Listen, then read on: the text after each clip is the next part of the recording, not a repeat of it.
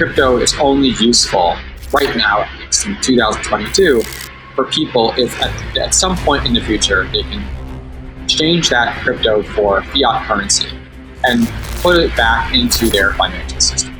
So FTX and all the other centralized exchanges, and those are the only ones that have actual connections to US bank accounts, have extensive software capabilities to do things like read the sanction lists and the watch lists and the most wanted lists and the Interpol lists and all these different lists that are constantly being updated in real time and have been forever, not just starting with the Russian-Ukraine conflict. You can automatically block people who are known individuals or associates of individuals on this list. I totally think that government intervention in money, especially with regards to blocking or accepting people being able to donate places and things like that, is a very good case for crypto. But it's not a good case for, oh, well, if someone could sanction you, you should move your money to Bitcoin and that'll be the answer. It's definitely not.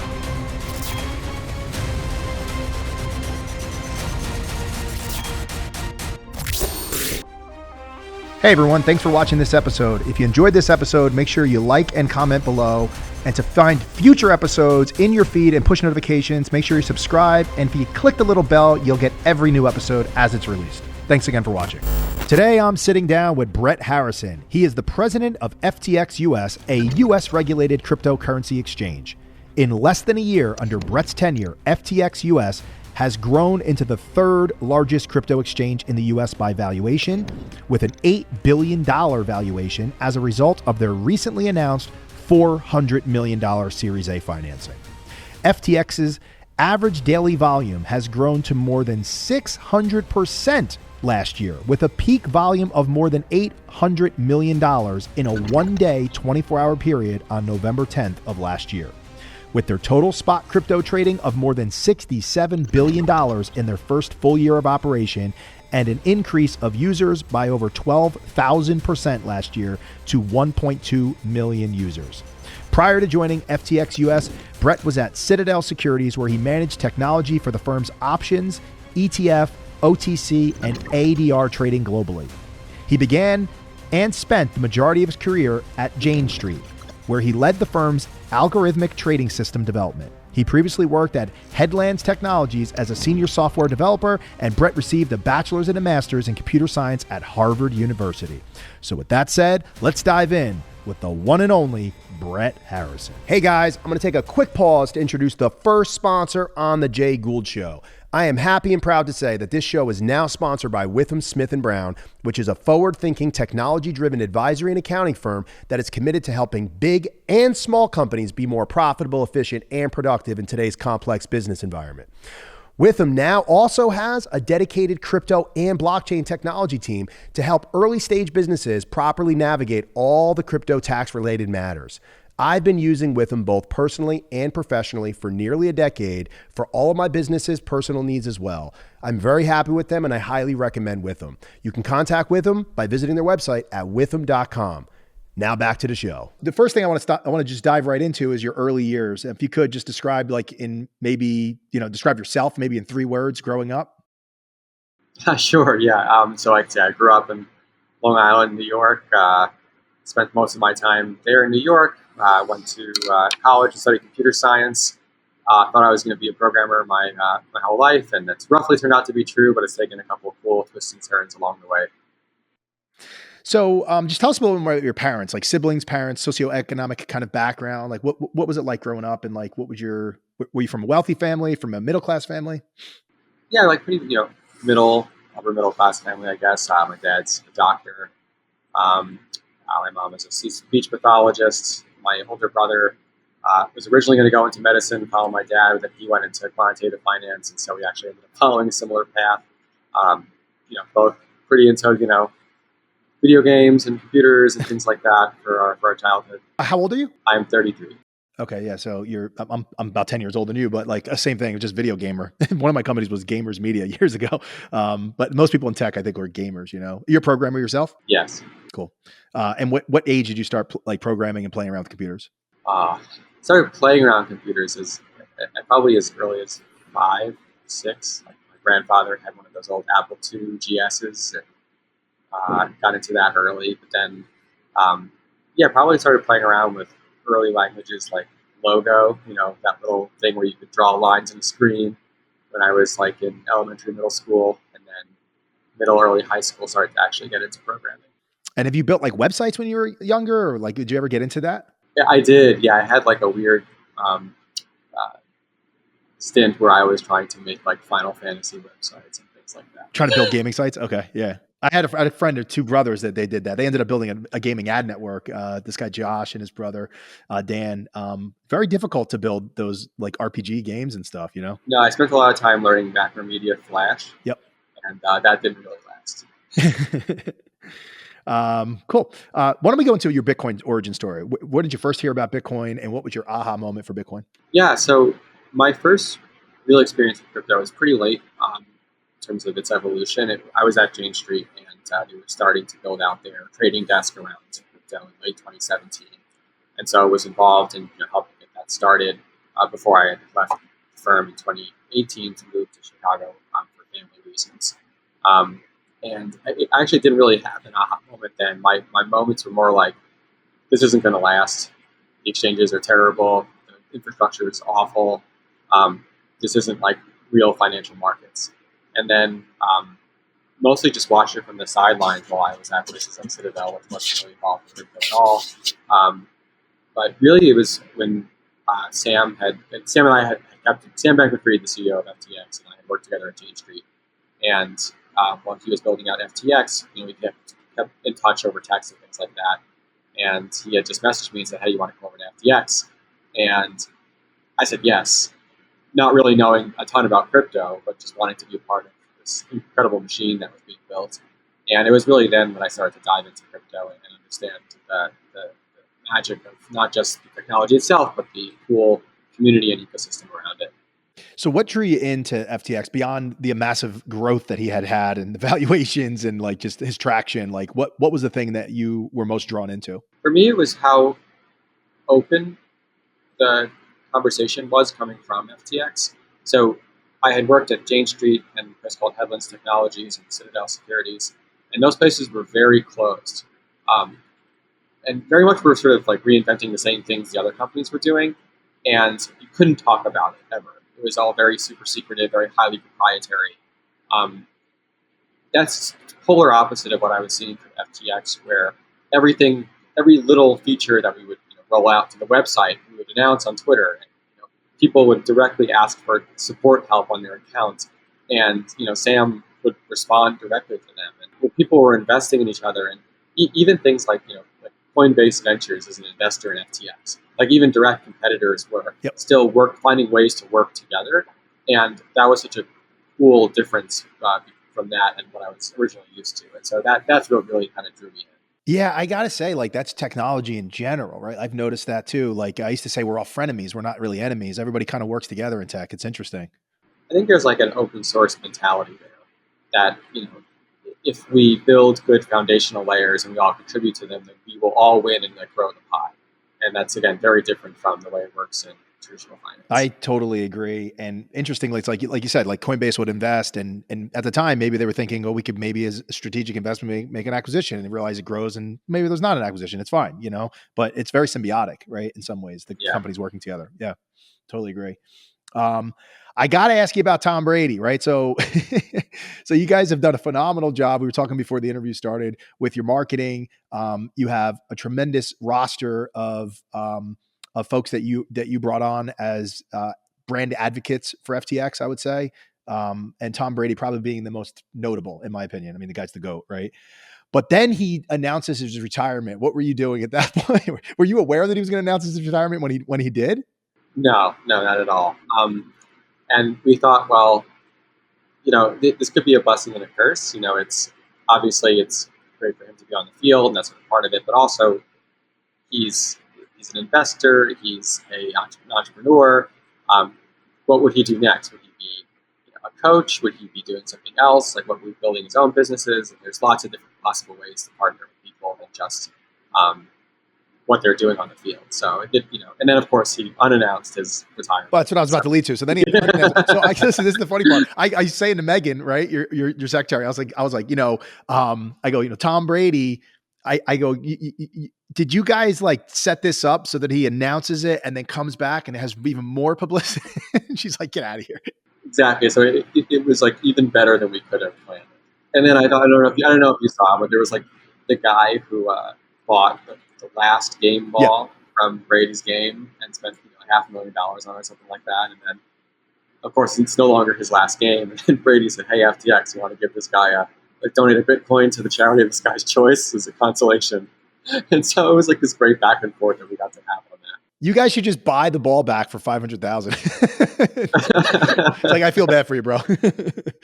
But you could give him a Bitcoin and then he can hold on to it. It'll be worth more than that. Yeah. So I guess you guys were surprised, right? When he announced the retirement initially, correct? Yeah. And then look, there was all this kind of rumor back and forth in the days leading up to it. So it wasn't like, oh, we were on the inside of this for many months or something like that. No, far from it. So now that he's announced to come back, have you guys started to think with the ad agency that you have, that I'm sure you have an ad agency for him, right? So are you thinking about like some kind of like upcoming commercials for the season or whatever?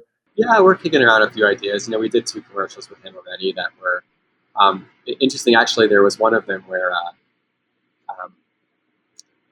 Gisele says to Tom, we have something to talk about. And then Tom says, no, I have 15, 20 more years left in me. And it's sort of foreboding, I guess, of what the actual conversation was going to be in real life later. But yeah, we kicked around a couple cool ideas for maybe some ads around his comeback. That'd be exciting to see what you guys come up with. Yeah. And so how did you originally get him? I'm sure Sam was heavily involved in that, but how did you guys get him? What was the get on getting Tom? Did you have to go to an agency or something like that, or publicist, or how do you get somebody like that? Yeah, it was, through a couple of connections and some agencies that we had worked with. And, it's difficult in the beginning to establish your credibility as a crypto company because there's so much noise, right? Like there's exchanges that get hacked, and there's scams and shitcoins and everything in the middle, right? And when you're a new player to the space, especially in the US, going up against these large, decade-long incumbents like Coinbase, you need to get your foot in the door and establish your credibility. And so conversations with someone like Tom Brady, who's very, very closely guarding his personal brand and reputation for good reason,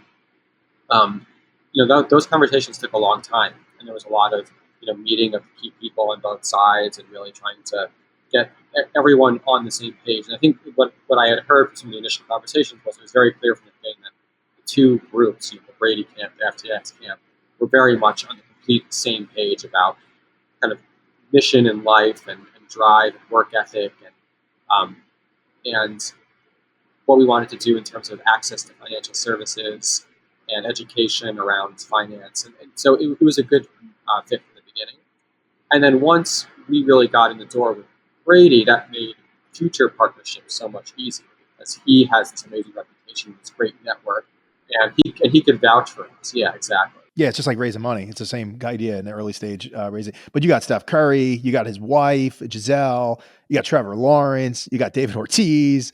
You're doing something with Riot Games. You've sponsored fields, like stadiums. I mean, it's incredible what you guys have done in such a short period of time. I got to say, it is absolutely, I mean, how much money have you deployed towards this? It's incredible, Well, it's interesting because I think that other companies, with similar capital bases might deploy the same amount of money, but do it in ways that aren't so public, like buying up Google Ads or spots on the iOS App Store, which we're doing more of now. And it's difficult when you don't yet have the brand presence. Like if there was some new bank, Jay Gould Bank, and you started advertising and say like, do your deposits with us instead. Like how many people are going to move their assets from like Citibank and JP Morgan tomorrow? Like probably none. But what if you had like, the Staples Center was the Jay Gould Center, and everyone was going there every day, and they sort of understood you to be this global brand that all these different huge properties, athletes, and celebrities, and really important people out there really trust. Well, then maybe if they see that ad, they're like, oh, I've heard of this guy, I've heard of this company, maybe I'll give this a shot. And so we're trying to do things in that order, which we think will pay off in the long run. Although we certainly got like a lot of skepticism in the beginning of like, oh, is this actually going to be worth it? We're return on investment on these things. It's a little bit hard to tell. I'm sure venture capitalists were probably saying that, and technology founders and cohorts in the industry are probably saying that, because it's not very typical of a technology company. You usually grow organically or something like that. But to your point, you're a financial services business, so you're looking for trust, brand awareness and trust, right? Sure. Yeah, very different. I gotta say, and you're taking a page out of like the Phil Knight book, right? Getting yourself a Jordan, Yeah. right? It's genius. That leads me to like the Super Bowl ad. You guys did an amazing Super Bowl ad. I have to say, is one of my favorite Super Bowl ads that I've ever seen, because it's Larry David. He's one of my favorite comedians ever. The guy's a genius. And Preston Pitch calls me the Larry David of Bitcoin, which I take that as a compliment. I don't care what you think. It's a compliment. If anybody says you're a Larry David of anything. But I think people confuse being pragmatic with being pessimistic, and that's probably where that comes from. And he's just like, he's very pragmatic, but in that commercial spot, it was great because he's like, that's not going to work. And what do you mean? Everybody can vote? It's hilarious. That was the best. Give me that paper. I'm going to rip this up. How did you get that one? That had to be like an ad agency, right? You guys get him through like agencies and stuff, or? Yeah, so we worked with this amazing ad agency, Denson McGarry Bow, and they're the ones who did our Tom Brady ads. And we knew we wanted to do something for the Super Bowl, and we obviously had options. We worked with two major professional football athletes, right? Three. We have Tom Brady, Aaron Jones, and Trevor Lawrence. But we also wanted this to be really special because this was the first time we were ever doing this, and we knew when we were getting into this that once we did, other crypto companies would follow, and there would be a little bit of a head-to-head and a competition there, which that's exactly how it turned out. And they pitched this idea, and they just had this vision of like, man, if we could get Larry to do this particular role, it would be amazing. But we knew also that he doesn't do ads. Nope. And this would be an uphill battle, but he just loved the concept so much. And the first call, he spent like an hour and a half just like riffing on all the different ideas so for what cool, this would be about. And even the like editorial process, he wanted complete control over it. He was like in the editing room. He was making all the creative decisions. And at that point, it was almost completely out of our hands. But that you have to let the genius work. And so I think that's what was really special here, was that he felt like the actual spot and the concept really sung to him and wanted to be involved. And I think he liked too that this wasn't just like a direct endorsement for something. It was like, yeah, we could all be skeptical, and there's a healthy amount of skepticism right now, and that's okay. And if he has it, so should you. But it's something to think about and look into, and try to get a sense of like whether this is something important you should put your time into, because who knows where this could lead. And I think that's like a message that resonated with him and with viewers. And it's kind of like Michael Saylor's probably been one of the biggest vocal billionaire voices for Bitcoin. It's been amazing to see him over the last year. And he goes on and he gives like a bunch of analogies too. And in your short commercial, that's basically what it is. It's just a whole bunch of them, right? It's just like all these, like he'll say like, you don't use wooden boats anymore, like things like that, right? Like Manhattan real estate back in the 1800s and all this kind of stuff, right? So you guys kind of riffed on this concept of, innovation is usually frowned upon initially, right? It's like we're not driving around a horse and buggy still. And it was just great. Like everything that you did was just like what Saylor's been saying, but just not comedically. Right? He's a little dry and straight to the point. And it's almost like, what are you, an idiot? Whereas like he makes fun of himself here, which is like self-deprecating. It's just classic. It was great. I love the fact that he had that you gave him complete creative control. Is he an equity owner in the business as well? He is not. He's not. But he doesn't really need more money. But yeah, I think it's also a good opportunity for us to showcase our personality as a company. We're a young group of people. We sort of have a sense of humor. We're open in public on social media and things like that. And we're not some like very buttoned up giant mega corporation, even though we're large in terms of value. Even though you're a mega corporation. In terms of value and revenues and everything else that we just talked about in the intro. But I hear what you're saying. It's because you're moving fast. You're not breaking things because you're a financial services company, but it's kind of like the Facebooks of the world, like innovation, and you're moving very quickly and growing rapidly, So let's talk about that. So you just recently had a Series A financing, incredible growth. As I said in the intro, almost 12,000% user growth in the last year, and trading volume in the first year in US was $67 billion. That's amazing. I mean, some of these, there's been exchanges that have been around for a while that haven't got even close to that. Just when you look at like these like apps of all the exchanges, most of them ain't doing anything, you know? You recently raised what, $400 million at an $8 billion valuation? That's right. Yep. How did you do all that in 1 year? Cross promoting on the international? Like, how did you get there so quickly? Yeah, I mean, a lot of it has to do with the fact that there is this crossover in brand from the general FTX International Exchange, and the international exchange has been around for about 3 years, and has now become the second or third largest exchange in the world. And so there's a lot of that like loyalty and word of mouth that comes from knowing how good the product is in everywhere but the United States. Another thing is that taking a step back and thinking about volumes. So FTX globally has around 3 or 4 times the total volume as Coinbase, but it has around 1/20th of the users. And so most of that volume is coming from, one, institutions. Yep, trading. Your large, high-frequency trading firms and prop shops and hedge funds. But two, this interesting class of high-volume, semi-professional trader. This is something unique to crypto, where you have these people who have invested in Ether since 2017 or something, and they made a lot of money doing so, and now they have this large crypto wealth, and they're interested in trading different assets back and forth, and they've kind of built a little business for themselves, even if they're just like a person in their garage or on a boat, I've heard in some cases. And so those are the high volume users that we want to cater to by giving them a really high quality professional product. And so a lot of those users, especially those companies that have multiple entities internationally, grew businesses not just outside, but then wanted to come in the US as well. And so there was a kind of crossover between clients, between the international business and the US business. And then that plus just working on all the things that we think are the most important in the US, things like, one, yes, establishing our brand presence, as we talked about, but also things like taking a very positive approach to regulation and making sure that we're licensed appropriately, and signaling to the public and to regulators and lawmakers that we are very serious about being like a NASDAQ quality exchange, a CME quality exchange. And these are the things that helped us really kind of grow fast in an industry which, as I said, has a lot of noise.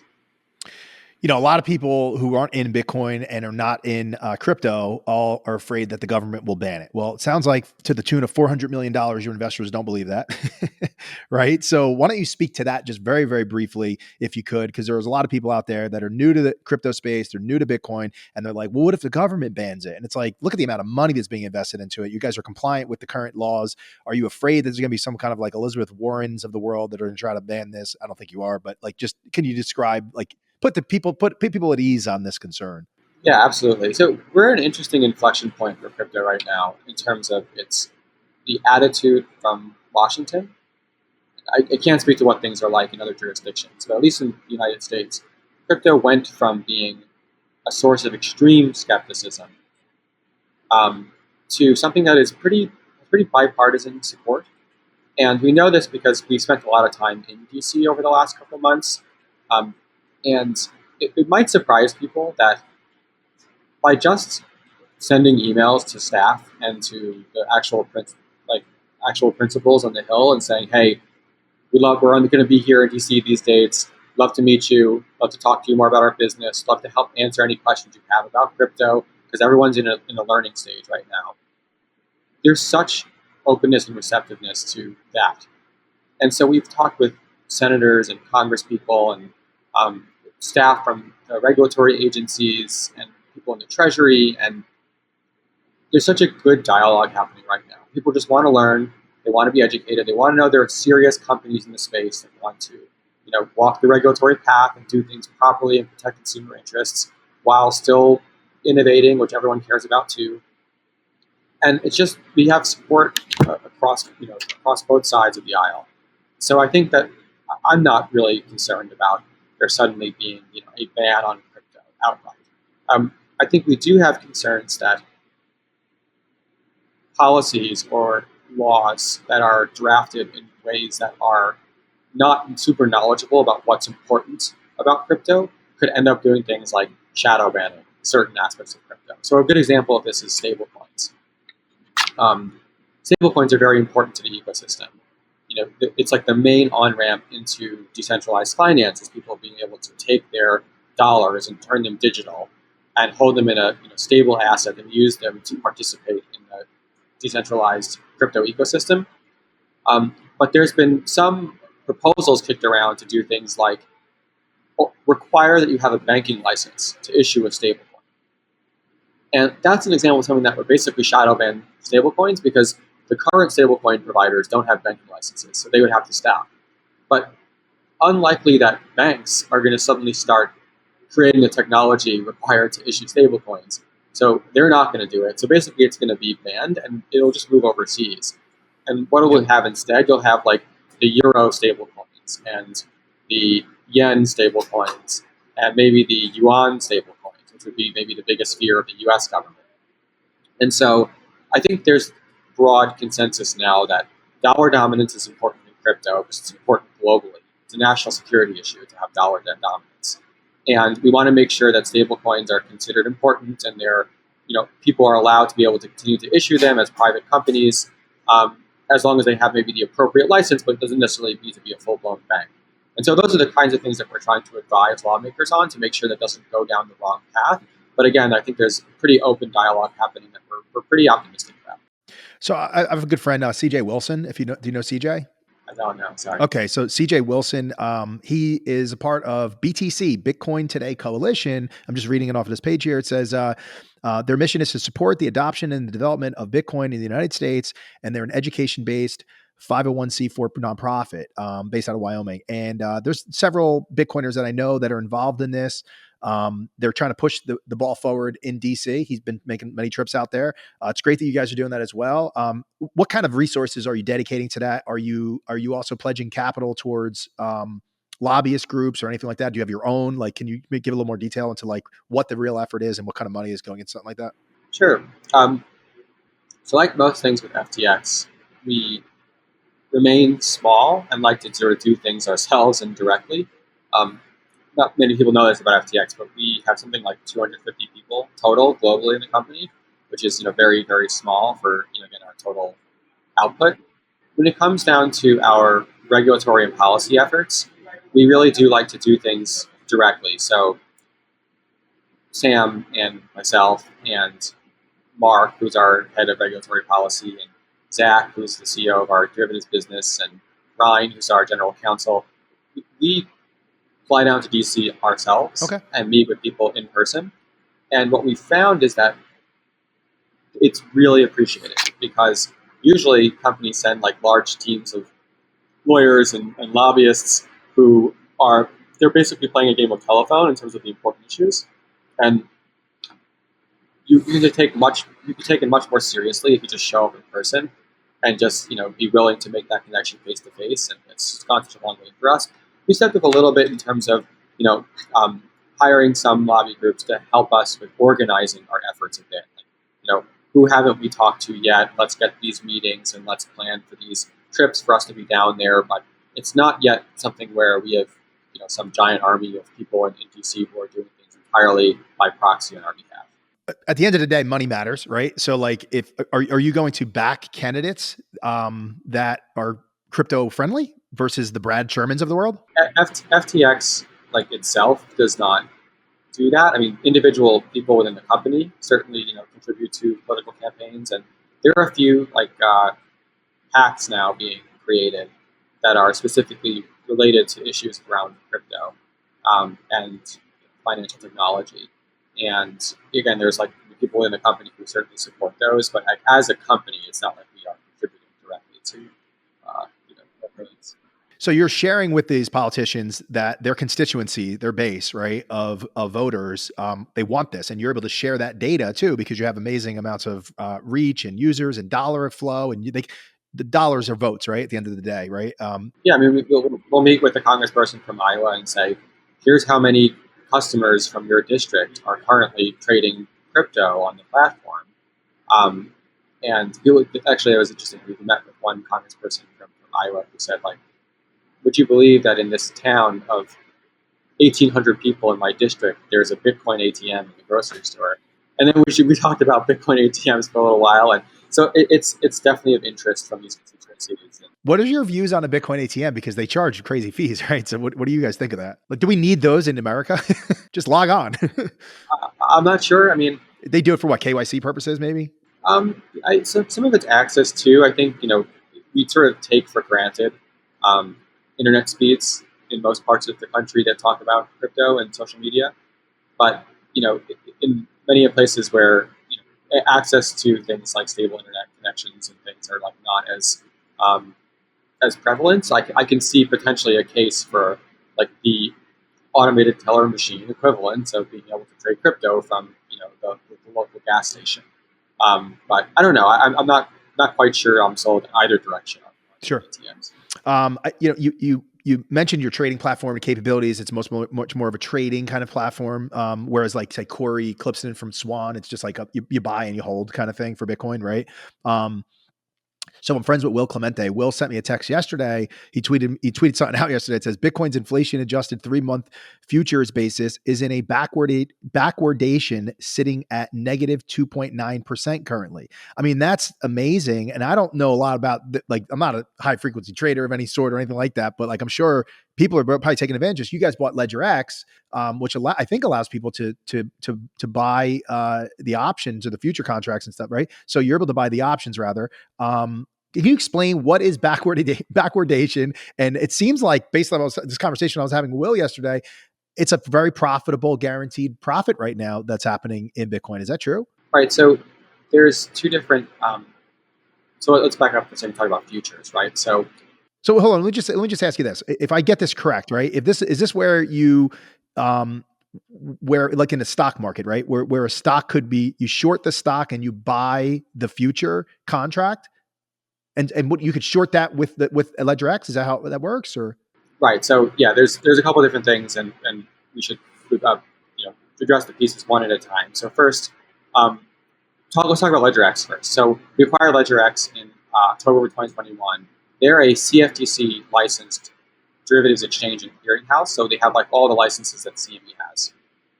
And their goal was to launch a best-in-class crypto futures and options product suite. So the one issue is that the license designation we have requires that traders fully collateralize their positions, which means if you want to buy one Bitcoin future, you need to post one Bitcoin, which is not super interesting for people to like use one Bitcoin to buy one Bitcoin future. The reason why people use futures is to put on a capital efficient trade.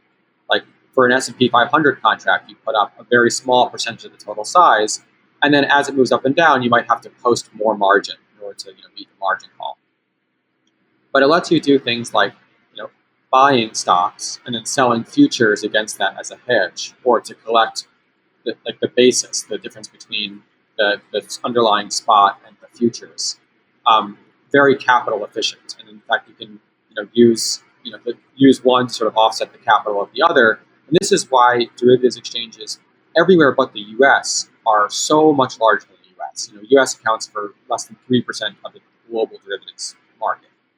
And that's because at the Chicago Mercantile Exchange, where you can buy Bitcoin futures, you currently can't post Bitcoin at CME. You have to post cash.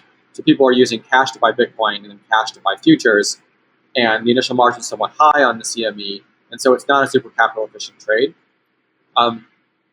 We have a very exciting proposal with the CFTC right now to enable margin in our clearinghouse. And not just that, but it will be the first ever 24/7 real-time margin system. So right now on the CME, the margining happens once per day and only 5 days a week. And this is not very good for general risk management, especially for volatile assets. And we've seen a couple of interesting things play out in real time, like what's happened on the LME with nickel, and that exchange basically shutting down because people not being able to post margin in time to meet these giant swings in the underlying market.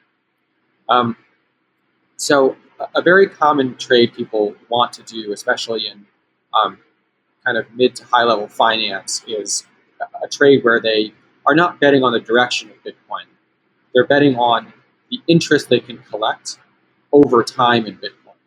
And to hedge out the volatility of the underlying asset by still being able to collect the interest, they'll buy the underlying, like Bitcoin, and sell Bitcoin futures against that. And the difference is sort of like the future capture of the interest between now and then. And in the non-US markets, there are these perpetual futures where basically every day they settle to the difference between the spot and the future, and there's like a daily interest payment, and they never expire. And those are cool products because you avoid things like backwardation and contango, which is what we were talking about, which we can now actually define what that is. So when you have a quarterly settled future, where like the future expires once a quarter, so you have a March expiring future, you have a June expiring future, you have an August expiring future, September, then if people want to keep holding on to their position, when they get close to expiration, in order for it to not expire, they have to roll their future to the next position. So if they're long March and they want to stay long, they have to sell March and buy June. Well, what if there's a difference between them? In fact, what if the June one is higher than March? Then basically every time they roll, they lose money because they sell the lower price thing and buy the higher price thing. And whether it's positive going from quarter to quarter or negative going to quarter to quarter is backwardation versus contango. Oil usually has this contango effect where you're basically losing money every single time you roll. And I think that what we're seeing in crypto markets right now is that typically it's a positive trade to be able to be long, to collect the interest on Bitcoin by holding it longer periods of time. And so we're really excited about being able to offer these products to the U.S. customer base who are sophisticated people who understand the mechanics of underlying markets, who have participated in these kinds of financial markets and other assets, and want to do the same thing in the U.S., and that's what we're looking to bring to them pretty soon. Let me ask you a question, because you have a large, it was $67 billion in transaction volume. How much crypto, and then Bitcoin specifically, was that? So out of the 67 billion, what percentage of that was just Bitcoin alone? I don't have the stats off the top of my head, but I'm guessing it's something like 50-ish%. About half? It's like the market cap of them all. Okay, similar. Yeah, I think that's about right. It's probably something like 40 to 50% Bitcoin, another maybe 20 to 30% ETH, maybe 10% Sol, Solana, and then kind of a tail of other assets. And at any given time, how much is being held in the exchange itself versus going to cold storage? I imagine you're a trading platform, so it's probably pretty high, right? Yeah, so the total amount of assets on the platform is probably like a few billion, and then we hold something like 70 to 80% of that in cold storage. We hold enough in hot storage so that we can handle daily withdrawals, but we are net deposits increasing and have been net deposits increasing, so we never really have to take out of cold storage. Okay, so then the last question I have is how do you ensure that if there's ever like a Mt. Goxie type of problem, like what are you doing for insurance? Are you working with Lloyd's of London, or are you self-insured? How do you insure? Yeah, a mix of a few different things, but especially on the security side, we've built out a lot of proprietary technology to insure against different kinds of potential software and hardware hacks and things like that from our cold storage system, but then lots of checks on the exchange, like the maximum amount of total withdrawn from the exchange, like in any given minute or hour or day. Lots of different individual customer checks, things like rotating keys and rotating wallets, and a number of different other IP-based blocking. So security is by far the most important thing. For sure, I'd imagine. I mean, it's not like it was 10 years ago, right? Yeah. But the point that I'm making is if there is a breach, if there is a mistake, if something happens, how do you resolve that? What's the recourse? What are you guys doing? Yeah, we have, I'm not going to go into all the details, but we have a few different ways of insuring assets on the exchange. Well, let's say someone wants to put $10 million on the exchange there. Like, what gives them the comfort? Like, how do you, what are you telling the customers? We have a mix of insurance. So it's more traditional. We have some combination of FDIC on the actual underlying assets. Okay. We have the other exchange. We have like the kind of global pool of capital and funds that we put up ourselves to make people whole if necessary. So it's sort of a mix of all the above. Okay, cool. This leads me into Coinbase, right? Because we're talking about exchanges. I was telling you before the call, There's a lot of unhappy people with Coinbase in general in the Bitcoin community for a variety of reasons I want to get into, but they randomly sent out an email to customers that requested that they verify certain personally identifiable information or they would lock up your account. I've really never seen anything like this in a stock brokerage like Fidelity or Schwab or something. It was just weird. Like randomly, you just get this email. And they sometimes take weeks on end, right? While you're frozen in your account with what appears to be whimsical requests is just kind of crazy. Does FTX send out random emails to people to say, we've KYC'd you previously, but now we're re-KYCing you and here's the reasons why? It was weird. The email asked for a variety of information about like net worth and source of funds. I feel like you should do that initially, right? Like, why are you doing it in the middle of a relationship with someone? Never seen that in the stock market.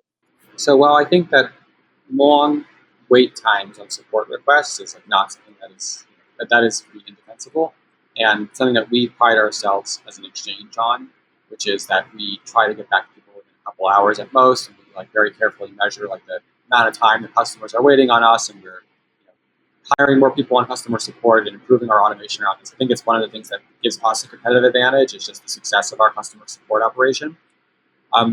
In Coinbase's defense on this particular issue, so the rules around what broker-dealers require from their customers for KYC have been pretty static and well-defined for a long time. And pretty much you need like your name, address, social security number, ID, phone number, a couple other things. You need to say whether you're like a director of a company, a public company, or a 10% owner of a public company. You need to say if you're an associated person in the securities industry. And that's all. If all you're doing is your broker-dealer trade is on an agency basis, just doing pure execution for you. If they're making investment recommendations, they need more information from you. They need things like liquidity profile, like how important is it for you to be able to get your assets out quickly versus you can handle some illiquidity. What's your risk tolerance? Are you happy to take higher risk, higher reward type investment decisions, or do you really want very, very safe kinds of decisions? What is the primary source of your income? What is roughly your net income? How much options experience do you have? These are example questions that you need to be asked by a broker-dealer to be able to receive investment advice from that broker-dealer. In crypto, what kinds of KYC is required of a user has not been super well defined, because crypto exchanges in the US are not broker-dealers that are FINRA registered. We are money services businesses. We're regulated like MoneyGram, and that we like transfer money in the form of either fiat or crypto between people. And there happens to be this exchange component in the middle, but by and large, that's how we're regulated, which is much more about like anti-money laundering. We're FinCEN regulated. It's much more about Bank Secrecy Act style regulation. But then you have companies like ours, like Coinbase, who might get into more investment advisory, who might actually have a broker-dealer. Like we acquired a broker-dealer so we can soon offer stocks trading to our customers. And the rules are constantly evolving. Okay. And when they evolve, we have to update. So in some of our global jurisdictions, like in Korea, they recently changed some of the rules around digital assets. And so we might have to send out a thing and ask for more information because the government requires it. And sometimes it's completely out of our hands. Now, I don't know why Coinbase did this, particularly in the US. And maybe it's because they want to launch a general advisory business to everyone. Maybe they got certain regulatory advice on it. Right. But it's not, that doesn't necessarily excuse being like, by the way, give us all this information or we're shutting you down. Also, we're not going to respond to you in a timely fashion. It's crazy, right?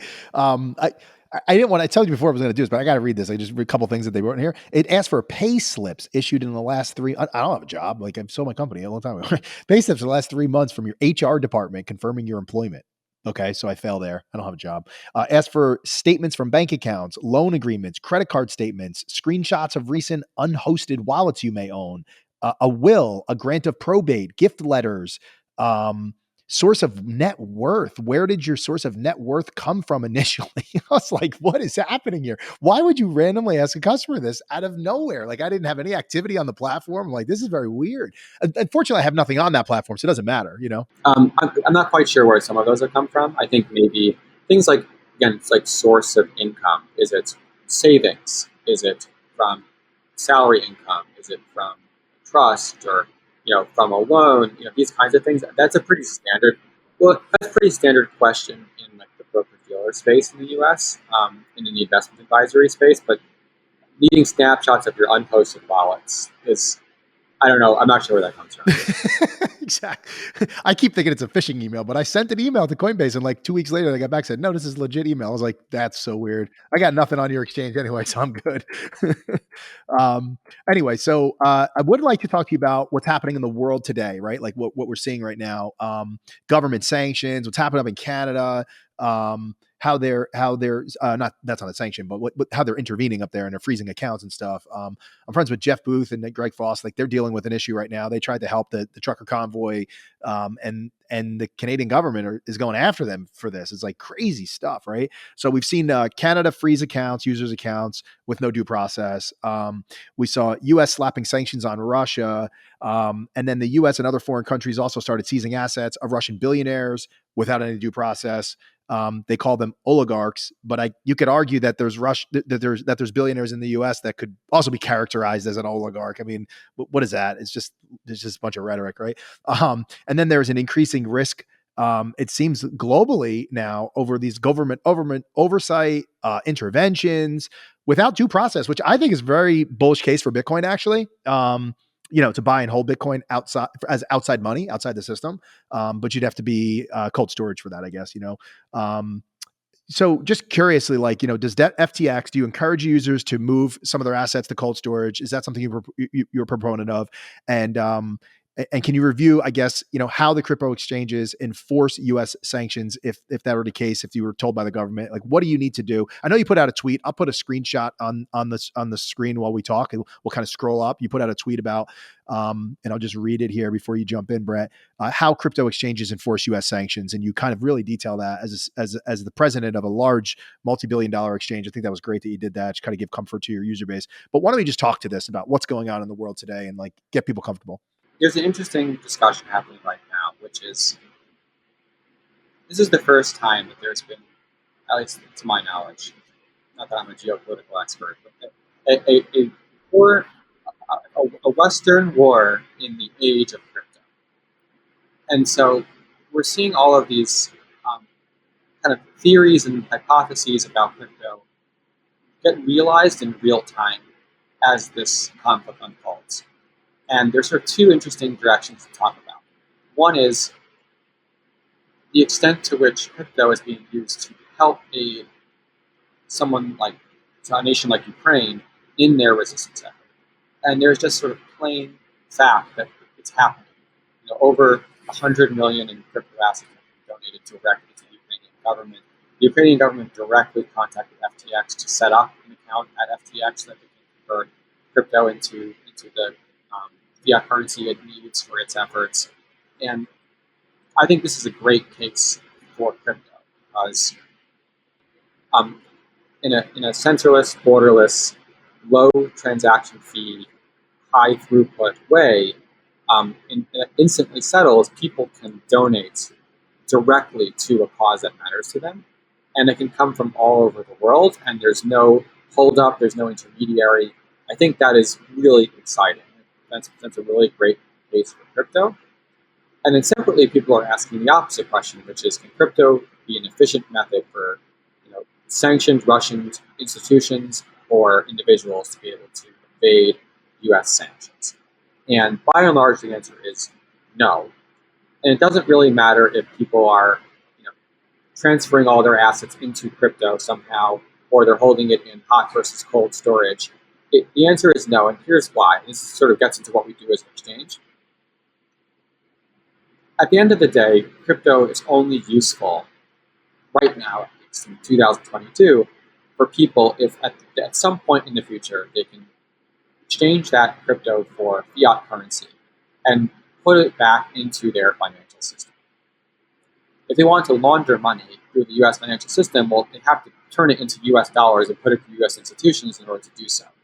And that pivotal step of getting it through a crypto exchange that has the hookup to a U.S. bank to be able to turn that crypto into U.S. dollars and transmit it to people, that's the key. And if you don't have that, then your crypto is pretty much useless, even if you could somehow get it there. So FTX and all the other centralized exchanges, and those are the only ones that have actual connections to US bank accounts, have extensive software capabilities to do things like read the sanction lists and the watch lists and the most wanted lists and the Interpol lists and all these different lists that are constantly being updated in real time and have been forever, not just starting with the Russian-Ukraine conflict. And we automatically block people who are known individuals or associates of individuals on this list. We also have the ability to track actual crypto transfers on the blockchain through these very advanced tools like TRM Labs and chain analysis, where you can tell if funds ever originated from some sanctioned address. Even if it was like mixed and moved around to many different wallets and things like that, you can still track them as high risk and block them from being ever withdrawn from the platform. To give a concrete example of this at work. So last year in 2021, the US government sanctioned the first ever crypto exchange.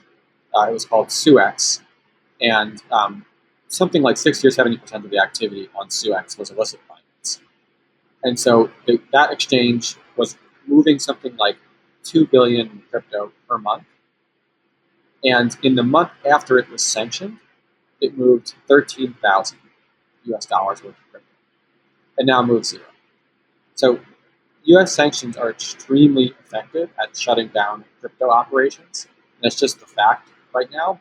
So, and even if it weren't, there's really not enough liquidity on DeFi to be able to effectively evade sanctions. We're not talking about someone moving, $400,000 into Bitcoin. We're talking about, like Putin being able to move 200 billion worth of reserves or something like that. It's just not going to happen. It would be completely transparent and public and obvious. And by the way, Russia has gotten very good at money laundering over its several decades, the last several decades, and it's not in technological superiority with crypto. It's with creating 2,000 entity companies and establishing different businesses in different parts of the world and things like that. So this is not the primary way to laundering money. So this is all to say that it doesn't really matter in terms of I totally think that government intervention in money, especially with regards to blocking or accepting people being able to donate places and things like that, is a very good case for crypto. But it's not a good case for, if someone could sanction you, you should move your money to Bitcoin instead. That'll be the answer. It's definitely not. What about what's happening in Canada? What they were doing up there? I mean, I guess you just have to be compliant. You have to be indifferent, I guess, as an exchange, regardless of what your personal views may be of what's going on. Is that right? Right. I mean, the important thing is, again, right now, in order for crypto to be useful in the normal financial system, there needs to be a way of conversion of crypto to fiat, and that requires being in compliance with regulation in a local jurisdiction. And it shouldn't really be the job of a private company to take a public policy position on its own. It's got to be in tandem with government, and hopefully we can help advise them in the right direction. Which you're doing. We do a lot of that. Yep. For example, as soon as the conflict began, we made immediate contact with Treasury and the Fed, and we're in constant dialogue with them about what we're seeing, what they're seeing, and that's really important. But yeah, it's very, crypto exchanges in Canada, for example, are in a very difficult spot. Yeah, it's crazy. All right, I want to talk geopolitical. I want to talk about let's talk about the Fed. Actually, let's talk about the Fed for a second. So the Fed, I got notes here because we were supposed to talk 2 weeks ago. They were likely to raise the rates. They did raise the rates. So it's not likely, it's definite, right? They raised quarter point. And now with the Russian war, the U.S. has imposed sanctions on Russia, as we know. That could probably cause further inflation based off of what we're seeing with food scarcity issues. And are you worried about the current state of the economy right now, where we're heading into? Do you feel that we're entering into a potential real recession, like the likes of what we saw in 2009? How do you feel people are preparing going into this potential recession? And do you believe we even have one coming? What's your views on this right now? Yeah, I'm not sure. I'm not as much of a pessimist as people are. I have a lot of trust in the Fed and the chair. And in particular, I think that he was in an extremely difficult position going into COVID, where basically demand was very high and supply was zero. And what do you do in a situation like that? What tools do you have at your disposal to be able to keep the economy going. And I think really you have to, everything that he did makes sense to me, even if the result was short-term Sure. inflation. And I think people don't give him enough credit for keeping the economy going and growing in a world where people have basically shut down. They're not really, they want to consume, but there's no supply, and people are dropping out of the workforce or they're temporarily displaced. And yes, we have to play some catch up, but we also have to deal with continuing pandemic and global war and conflicts and everything in between, which is also affecting supply chains. And they will appropriately get rates moving in tandem with the growth or shrinking of the economy, such that I think we'll largely be able to avoid recession. Is my personal view on this. I think that there's like a lot of FUD around inflation right now, but I don't think people understand like how important that was in terms of keeping things moving over the last couple of years. Yeah, I think the Fed's actions were probably appropriate. What he didn't account for, because nobody could have, was a strike from Russia to Ukraine, and then the U.S.'s response with the sanctions, and then obviously now we're trying to send a bunch of natural gas over there, and because they're cutting it all off to Germany, and it's and I think it's like there's 150 billion. I don't even remember cubic, whatever it's called. screw what I don't have it in front of me, but there's like 150 billion. We're only giving them 15 billion or something like that. And it's like, it's not going to make up the difference. There's definitely going to have to be a rise in inflation. The question is, what does that do? I don't know. I have no idea what's going to happen, but I was just curious to get your thoughts on that, because it is a hot topic. It's a debated topic. Everybody has a view on it. So you're in the camp that you think it's more fun and you don't think that it's necessarily going to impact the economy. I'm not economists. Yeah. And in particular, I think most people who comment on this are also not economists. Exactly. Monday morning economist. Yes, exactly. And I think we should trust that these are some of the smartest, most important people in the world, and they have a lot of experience doing this, many years of doing this. And it's worked out okay in the past through some of our worst crises in the country. And I think we'll get through this together as well, and we should have a little bit more trust in that particular institution. That's my personal take. Yeah, I don't think like the whole economy fails. I just recessions are kind of normal. They happen every so often, and we really haven't had a recession since 2009. People say last year or 2 years ago, but I don't. It's like 4 days. It's like 2 months. It was the shortest recession ever. I mean, is that even a recession? It was crazy. I mean, they sent everybody home. And then they just gave them money as if like they didn't lose their job, to your point. So they're not producing anything, but they're buying it all up. And of course, that's going to create a problem, a year later, right? So that's kind of what we're facing now. And so that should have worked itself out of the system as we're all back there creating everything at the warehouses and the factories. But then we have this hit us. So that's the only, I guess we don't have much of an opinion. We're not economists. How do we know? I think that's it, man. I really appreciate you coming on the show. If you would like to tell us, how to find you and anything you want to say at the end of the show about your company, go ahead. Now's your time. Yeah, for sure. So just first, I'm Brett_FTX US on Twitter. That's primarily where you can find me. My DMs are open. Feel free to contact me anytime. Our company's official Twitter is FTX_official. Just a little bit about our company. So we have our spot crypto platform. We are working hard on getting the approval to offer certain kinds of derivative products in the US, basically BTC and the crypto futures and options. We have an upcoming platform to allow people to trade US stocks in addition to crypto. We also have an NFT platform that we launched at the end of the year last year that we're growing as well. So got a couple of different verticals that we're growing on, and we expect a lot more growth in the coming year. And looking forward to hearing from all your listeners. Well, since you mentioned a few other things you're working on, I think Megan told me you guys have a recent announcement for FTX US Gaming division. What is that? What are you doing there? Sure. So we launched our NFT marketplace, but FTX, in addition to being this app and a website where you can perform these actions, is also a set of core services that other businesses can use in a B2B fashion and plug it into their app. So, for example, StockTwits is a social investing app. They have stocks. They wanted to add crypto, but they weren't licensed. They didn't have the technology to do crypto. So they partnered with us and basically plug in our exchange services in the back end of their app, but sort of branded as StockTwits Crypto. Similarly, game studios right now are all looking to figure out how they can get involved in blockchain gaming in some way.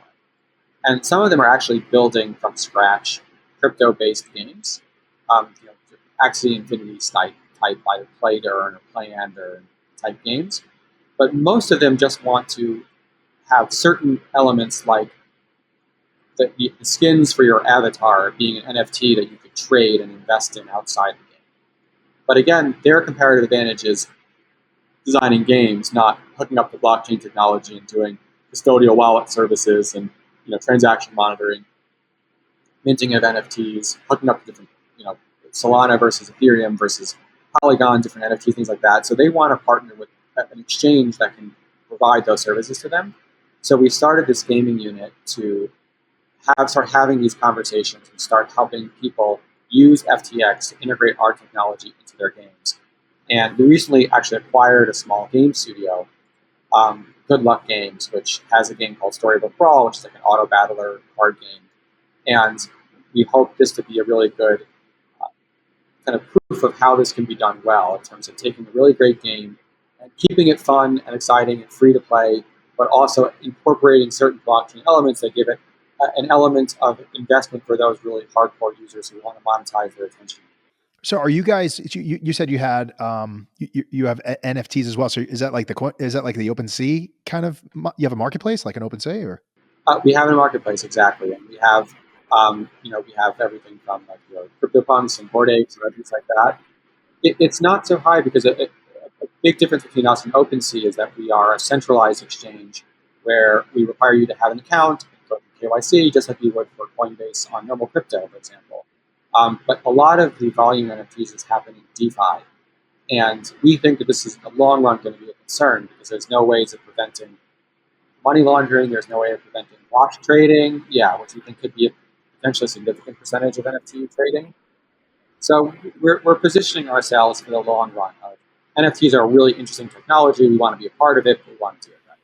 Do you think that the government will be cracking down in some way to try to prevent those wash sales? Because I think that's a big issue right now. People are burning stuff, and there are already notices coming from SEC and looking into NFTs, both in terms of the marketplaces, but also in terms of things like are some NFTs just like investment contracts disguised as an animal?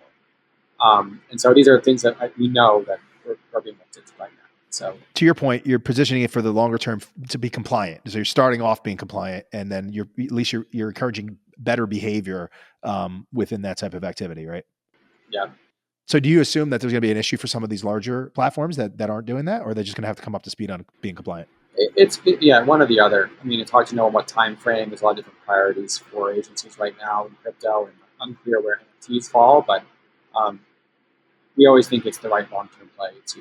And I'm assuming if you guys are building that platform, that you believe NFTs will be there for the long term, and I'm guessing you believe it'll be there for like the metaverse and for gaming and stuff. Is that where you believe it's moving? Yeah, especially in gaming, we think the use case there is really compelling. Yeah, I mean JPEGs, that doesn't make any sense, right? Let's be honest. It makes no sense. Let's buy a JPEG because it'll be valuable in the future. And it's not even a JPEG. Most people don't realize. I see the value of direct to consumer art. But are they really buying the art? They're buying the hash. They're not buying the right. I don't think the consumer knows that. Well, I mean, this is not new. When you think about getting into some art history here, but like Marcel Duchamp ready-mades. Like anyone could have made those, but like the fact that he made them and he curated them and he put them together made them this thing that's valuable and special and unique. And it's no longer just sort of like an extremely skilled painter who paints one physical thing that no one else can reproduce. A lot of more modern art are things that could potentially be produced pretty easily, but there's something special about the curation and the choice and the particular thing around the artist. And I think that's sort of what the uniqueness around identifying a particular hash or address coming from the original creator really represents. You know what it's like? I tell people who don't know, but they're friends, like real world friends that you grew up on stuff, like they're outside of the kind of the Bitcoin space and stuff. And they're like, Jay, should I buy these NFTs? And I'm like, no, number one, I don't do that. You're probably gonna get wrecked. But what you're really buying is the certificate of authenticity. If it was like a baseball card or something. Exactly. Imagine you bought a baseball card. Well, nothing would stop you from like taking a scan of that card and then going and like printing it on some cardboard and cutting them out. Nothing stops like Tops from just printing more of your thing that you thought was rare. But like it's the same exact concept. It's just made digital for a largely digital economy that we are all participating in. So that's why I think the technology itself is useful. And then there's a question of like there's a lot of noise in the industry again, like everything else, of things that don't feel like they have real utility or long-term use. They don't really have much artistic value, and so like a lot of this stuff isn't I think going to last long term. But things like I'll give you one example before we go on gaming, which is what people have done with characters in large like MMORPGs is they want to sell them. So they'll level up some character, then they'll go on eBay and advertise they're selling their level 70 character. And then you go buy it, and that means like they send you a username and a password. And it's very insecure, and it's like a very gray market. It's inefficient. There's not good price discovery and marketplace dynamics. That's a great use case for an NFT where I could get on board with that. That makes a lot of sense. Yeah. To me. That use case makes sense. A CryptoPunk JPEG buying the COA as a hash, like I don't know that the users know that. And when they find out in the future that they didn't really, I think they might be a little upset. You know, we did a partnership with Coachella where Yeah. we did an NFT that represents a lifetime pass to Coachella. That's cool. And so as like a digital ticket, basically. Yeah, that has a value to people. I could get on board with that as well. Yeah, I listen. The Bitcoin maximalist friends of mine, they get mad at me when I say that. I can see that there's a future for NFTs. They don't want to believe it, but it's like the whole world doesn't all agree on the same thing. So there is probably a future for it. You just got to be realistic about that. And You can't be idealistic and saying like, I wish it didn't exist. It does exist. It popped up out of nowhere. Here it is. And it's not going away with the kind of volume that we're seeing. So like, it just doesn't disappear. But I think it will change into a form that you're talking about that will make a lot of sense. Like my son, he's 5 years old. I play in our theater. We play video games all the time and stuff. I can imagine him saying, I want to keep this. I got this character. I want to buy this thing for my character. And there's probably a marketplace for that. So that probably is what's going to happen. We're not quite there yet, but we're kind of in the early stages of it. And that's how all this happens in technology. If you look at the websites in 1999 compared to today and the apps and everything, it's like, it's a whole different world, right? So things evolve. Brett, thank you very much for coming on. I appreciate you taking the time out of your day today to share your story and to share the story for FTX. Yeah, thanks for having me on. It's a pleasure. Appreciate it.